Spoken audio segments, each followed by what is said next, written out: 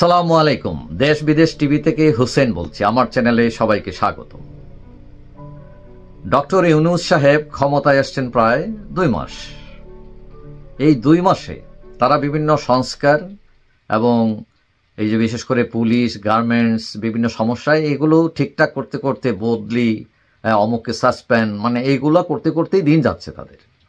এখন অনেকেই আশা করছেন যে শেখ হাসিনা যাওয়ার পর ডক্টর ইউনূস অনেক ক্ষমতাবান মানুষ, আন্তর্জাতিকভাবে অনেক খ্যাতিবান, নোবেল পুরস্কার পেয়েছেন, আওয়ামী লীগ আমেরিকার সাথে তার দহরম মহরম, যে তিনি চাইলে অনেক কিছু করতে পারেন।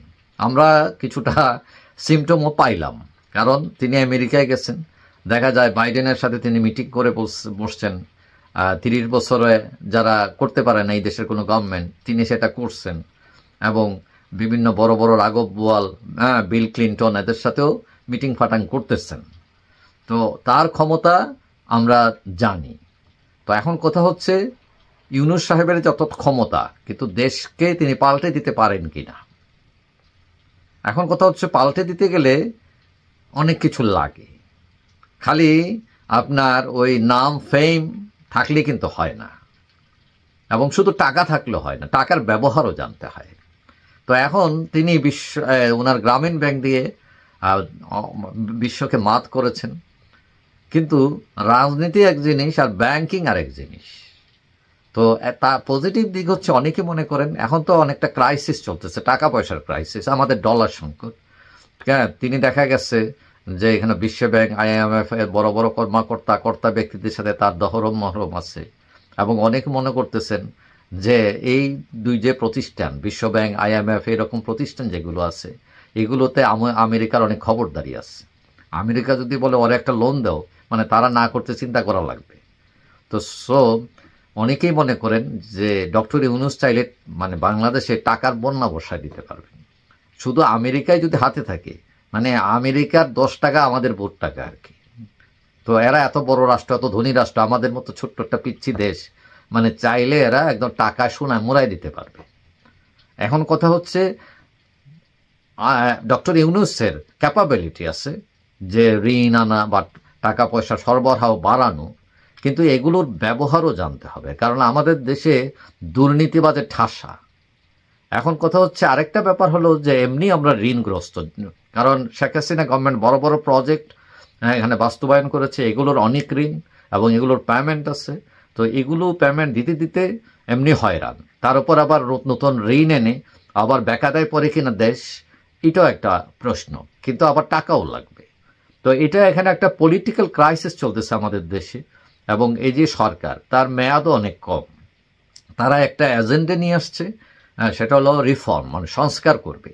এবং সেখানে ছাত্ররাও এখানে আছে তাদের সাথে, ইউনূস সাহেবের সাথে।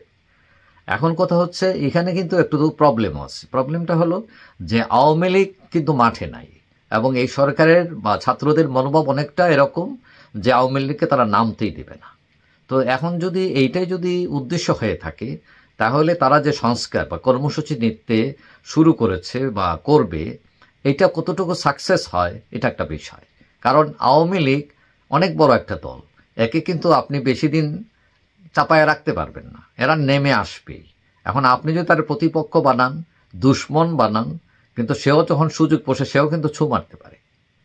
এখন কথা হচ্ছে আমাদের দেশে আরও সমস্যা, শুধু আওয়ামী লীগের কথা বাদ দিলাম, এখন বিএনপি, জামাত তারা আছে, আপনারা মনে করছেন যে তারা বন্ধু, তারা বলছে আপনাদেরকে সহযোগিতা করবে।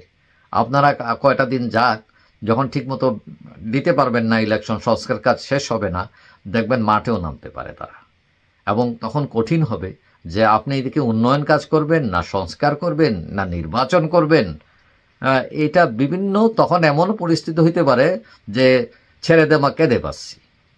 তো এখন এইটা সরকারের যে ব্যালেন্স করে একটা চলা, যে ঠিক আছে ওই সাপও মরবে লাঠিও ভাঙবে না, তো এই পদ্ধতিতে চললে, কারণ তিনি তো পলিটিশিয়ান না ইউনূস সাহেব।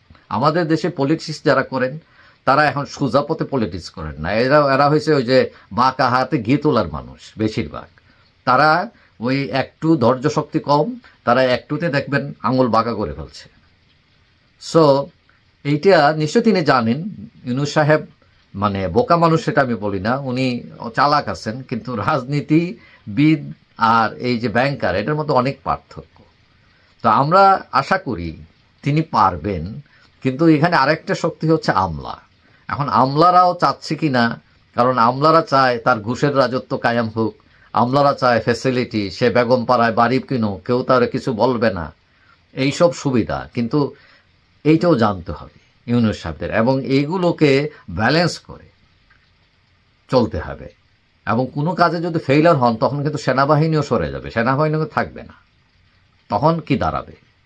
এখন কথা হচ্ছে আমেরিকা, আমরা বুঝতে পারলাম এটা পজিটিভ, কিন্তু এটাও মনে রাখতে হবে যে আমেরিকা আমাদের সাথে আছে, আমেরিকা আমাদের সাথে, এটা মানে একটা পজিটিভ থিং। কিন্তু এটাও ভাবতে হবে আমাদের প্রতিবেদী বড় দেশ ভারত, মানে তাকে খেপাইও আমরা রাজনীতি করে একবার বিরাট সাকসেস হয়ে যাব। হ্যাঁ, যাদের উপর অনেক কিছুতে নির্ভরশীল, আলু পেঁয়াজ রসুন থেকে শুরু করে চিকিৎসা সব কিছুতে তার কাছে দৌড়ানো লাগে। তো এখন এটা ব্যালেন্স করে চলতে পারলে এবং রাজনীতিতে যে সঠিক সময়ে সঠিক সিদ্ধান্ত নিলে আশা করা যায় তারা সাকসেসের প্রতি যাবেন। তো এখন কথা হলো সময় আমরা অপেক্ষা করতে হবে, এবং এটার জন্য একটা ঐক্যের দরকার। রাজনীতিবিদ, আমলা এবং এই যে প্রশাসন, এই ঐক্যবদ্ধভাবে কাজ করলে এটা সাকসেস হওয়া খুব অসম্ভব নয়। যাই হোক, সবাই ভালো থাকবেন। আশা করি দেখা হবে অন্য কোনো ভিডিওতে ইনশাল্লাহ। আল্লাহ হাফেজ।